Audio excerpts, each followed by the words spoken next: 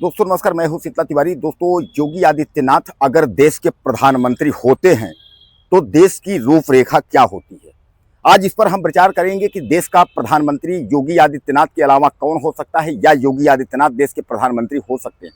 और अगर देश के प्रधानमंत्री योगी आदित्यनाथ हो सकते हैं तो उत्तर प्रदेश का मुख्यमंत्री कौन होगा, यानी इस पर हम विशेष चर्चा करेंगे। और आपको यह भी बताएंगे कि इस देश में अब की जो राजनीति है, यानी 2027 का जो चुनाव उत्तर प्रदेश का है, वह बहुत दिलचस्प होने वाला है। और उसके बाद 2029 का जो प्रधानमंत्री पद का जो दावेदारी है, वह भी बहुत दिलचस्प होने वाली है। यानी कुल मिलाकर के आप समझ लीजिए कि देश का प्रधानमंत्री से लेकर के और राज्यों के मुख्यमंत्री तक जो है बदलने की पूरी संभावना बन गई है। दोस्तों, शुरुआत किया जाए 17 सितंबर 2025 से। कि 17 सितंबर 2025 एक ऐसा ऐतिहासिक दिन है जिस दिन जो है हमारे यशस्वी प्रधानमंत्री नरेंद्र मोदी का जन्मदिन है। और 17 सितंबर 2025 को नरेंद्र मोदी यानी प्रधानमंत्री हमारे जो है वह 75 साल के हो जाएंगे। 75 साल का होने का मतलब ये है कि बीजेपी में कोई लिखित तो नहीं है, लेकिन जो बीजेपी की नियमावली है, बीजेपी का जो रूल नरेंद्र मोदी ने बनाया है, उसमें यह कहा गया है कि 75 साल के बाद कोई भी व्यक्ति मंत्री नहीं रहेगा, कोई भी व्यक्ति चुनाव लड़ने की उसको जो है परमिशन नहीं दी जाएगी। यानी कहने का तात्पर्य है कि 75 साल तक ही नेता रह सकता है, मंत्री रह सकता है। यह बीजेपी के कार्यकारिणी में जब 2014 की बैठक हुई थी, उस समय नरेंद्र मोदी ने यह बात तय किया था। यह पार्टी में नरेंद्र मोदी ने इस बात को बताई थी। और इसी के तहत डॉक्टर जोशी जो है और आडवाणी, इन दोनों को और इनके अलावा भी कई 75 का हवाला देते हुए उसके बाद इन लोगों को जो है मार्गदर्शक मंडल में डाल दिया गया। ये किनारे हो गए। किनारे होते ही उसके बाद जो है पूरा मंत्रिमंडल जितना था, वह मंत्रिमंडल अपना नरेंद्र मोदी जी के अधीन, यानी उनके जो है जितने भी मंत्रिमंडल थे वह सब जो है प्रधानमंत्री नरेंद्र मोदी के कंट्रोल में जो है काम करते थे और आज तक काम कर रहे हैं। क्योंकि तीसरी पंचवर्षीय चल रही है। 2014 में सरकार बनी थी और 2014 में पहली बार सरकार बनी थी। उसके बाद 19 में दूसरी बार सरकार बनी थी और 2024 में जो है इस बार तीसरी बार सरकार बनी है। लेकिन 2014 और 2019 में पूर्ण बहुमत में बीजेपी की सरकार थी, लेकिन इस बार थोड़ा सा जो है उधारी लेना पड़ा है। यानी जो है जो विपक्षी पार्टियां हैं, चंद्रबाबू नायडू और उसके बाद नीतीश कुमार, इन लोगों को जो है लेना पड़ा और नैया जो है डगमगाती रही। लेकिन फिर भी जो है नैया पार लगता है लग जाएगी। अब जिस बात का हम जिक्र किए हैं कि 17 सितंबर 2025 को जो है नरेंद्र मोदी 75 साल के हो जाएंगे। अब जब 75 साल के हो जाएंगे तो जो नियम है कि 75 साल के बाद कोई पद पर नहीं रहेगा, तो क्या प्रधानमंत्री नरेंद्र मोदी जो है यह पद को छोड़ेंगे? यानी नरेंद्र मोदी जो है क्या अब प्रधानमंत्री नहीं रहेंगे? अब जब नरेंद्र मोदी प्रधानमंत्री नहीं रहेंगे तो फिर देश का प्रधानमंत्री होगा कौन? तो इस क्रम में जो है योगी आदित्यनाथ का नाम आ रहा है और नितिन गडकरी जी का नाम आ रहा है। अमित शाह भी लाइन में है। उसके बाद थर्ड अगर चलें, उसके बाद फोर्थ चले, मतलब और नीचे चलते चले जाएंगे तो उसके बाद शिवराज सिंह समेत कई लोगों के नाम है। नीतीश कुमार भी इसमें हैं। यानी कई लोग जो है प्रधानमंत्री के रेस में हैं। लेकिन मैं आपको बता दूं कि जो अगर ताज़ा और जो सूत्रों की जानकारी है, उसमें केवल 3 ही नाम है, योगी आदित्यनाथ का, नितिन गडकरी का और अमित शाह का।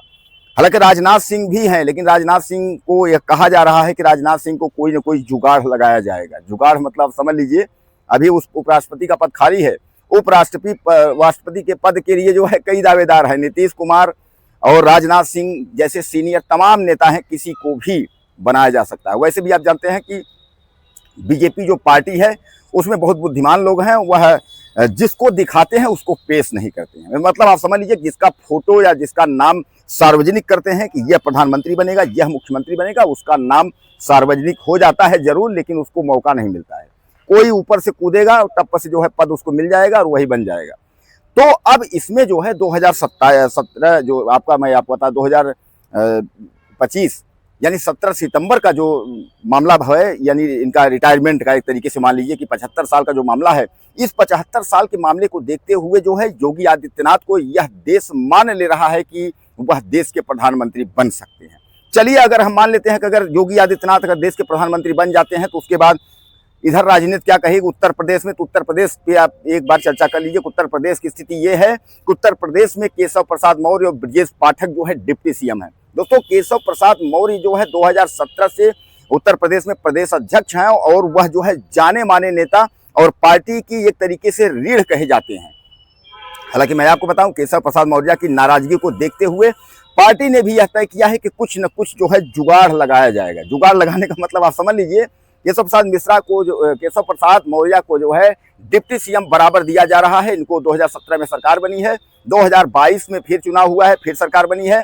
पहली बार ये चुनाव जीते थे, दूसरी बार चुनाव हारे हैं, लेकिन फिर भी इनको डिप्टी सीएम का पद जो है दिया गया है और ये डिप्टी सीएम हैं। अब केशव प्रसाद मौर्य जो है वह चाहते हैं कि हम जो है उत्तर प्रदेश का मुख्यमंत्री बन जाएं।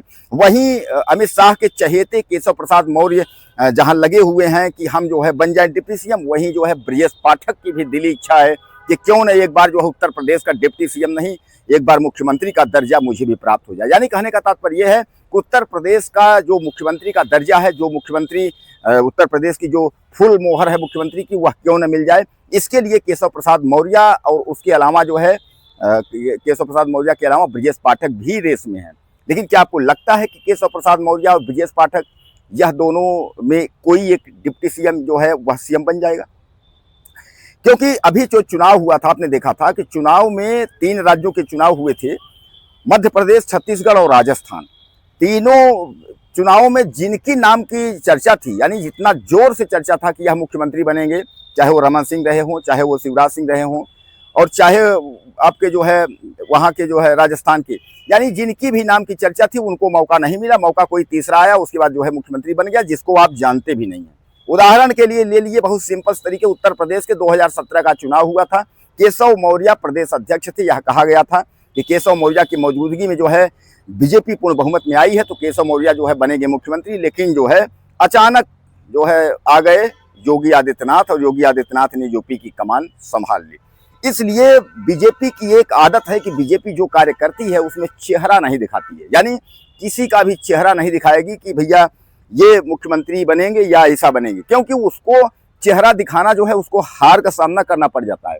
इसलिए बीजेपी की अभी भी नीति यही है कि जब भी चुनाव होगा वह भी नरेंद्र मोदी और योगी के नाम पर ही होगा, और खासकर अगर देश का हो या प्रदेश का चुनाव हो वह नरेंद्र मोदी के नाम का ही होगा। तो क्या आपको लगता है कि नरेंद्र मोदी के नाम की आंधी अभी भी चल रही है देश और प्रदेश में? दोस्तों, मैं उत्तर प्रदेश और मध्य प्रदेश से तमाम सांसदों और विधायकों की भी बात कर लूं कि मध्य प्रदेश के तमाम सांसद और विधायक यह केवल जो है मोदी और योगी के नाम पर जीत गए। सरकार जो है नरेंद्र मोदी की थी, नरेंद्र मोदी अच्छे दिन लाने वाले थे। 2014 से लेकर के 2017-18 जितने भी चुनाव हुए, सब में जो है नरेंद्र मोदी के नाम का जो है माला लेकर के और विधायक और सांसद घूमते रहे, अच्छे दिन लेकर के घूमते रहे। उसके बाद जो है क्या हुआ कि सरकार जो है बन गई, विधायक जी जीत गए। अब जो है उत्तर प्रदेश, मध्य प्रदेश समेत जितने भी विधायक हैं, जहां के भी विधायक हैं, कुल मिलाकर के आप समझ लीजिए कोई भी कार्य नहीं करना चाह रहा है, या किसी को कार्य करना ही नहीं है, क्योंकि उनको पता है कि हम तो नरेंद्र मोदी के नाम पर जीते हैं भैया, नरेंद्र मोदी काम कर रहे हैं, हमको काम करने की कोई जरूरत नहीं है। कोई भी विधायक जो है अपने क्षेत्र में कुछ भी नहीं कर रहा है, कोई भी सांसद कुछ भी नहीं कर रहा है, सब नरेंद्र मोदी के नाम पर जयकारा लगा रहे हैं। अच्छे दिन की आस में वह लोग भी बैठे हैं कि अच्छे दिन आएंगे, उसके बाद मलाई खाएंगे, कोई मतलब नहीं है, अच्छे दिन आएंगे, हम तो जीते ही हैं, हम तो विधायक हैं, हम तो सांसद हैं। और इसी आस में अभी बहुत सारे सांसद और विधायक बैठे हैं कि फिर चुनाव आ रहा है, 2027 का यूपी का चुनाव है, और 2027 में इस बार हम भी बाजी मार लेंगे, हम भी 5 साल खाएंगे मलाई। और यही सांसद भी ताक लगा के बैठे हैं कि नरेंद्र मोदी के नाम पर एक बार और उल्लू सीधा हो जाए तो हमारा भी नंबर लग जाए। दोस्तों, जनता एक बार जान चुकी है, क्योंकि मैं आपको बता दूं कि जो जय श्री राम, जो आंधी 2014 में थी, उसके बाद 2019 में, अब 2024 आते आते जो है जो तूफान था वह धीरे धीरे करके कम हो गया। आपको याद होगा कि उत्तर प्रदेश की जो 80 सीटें थी, 80 सीटों में 37 सीट पर भारतीय जनता पार्टी सिमट गई, यानी 40 सीट भी भारतीय जनता पार्टी को नहीं मिली। इसका मतलब यह है कि धीरे धीरे करके नरेंद्र मोदी का जो जादू है वह धीरे धीरे करके खत्म हो रहा है। अब कुल मिलाकर के जो है आपको तय करना है कि उत्तर प्रदेश का जो मुख्यमंत्री है वह किसको बनाएंगे, केशव प्रसाद मौर्य को बनाएंगे या ब्रजेश पाठक को बनाएंगे या किसी और को, और देश का प्रधानमंत्री आप योगी आदित्यनाथ को बनाएंगे, नितिन गडकरी को बनाएंगे या अमित शाह को बनाएंगे, यह आपको तय करना है।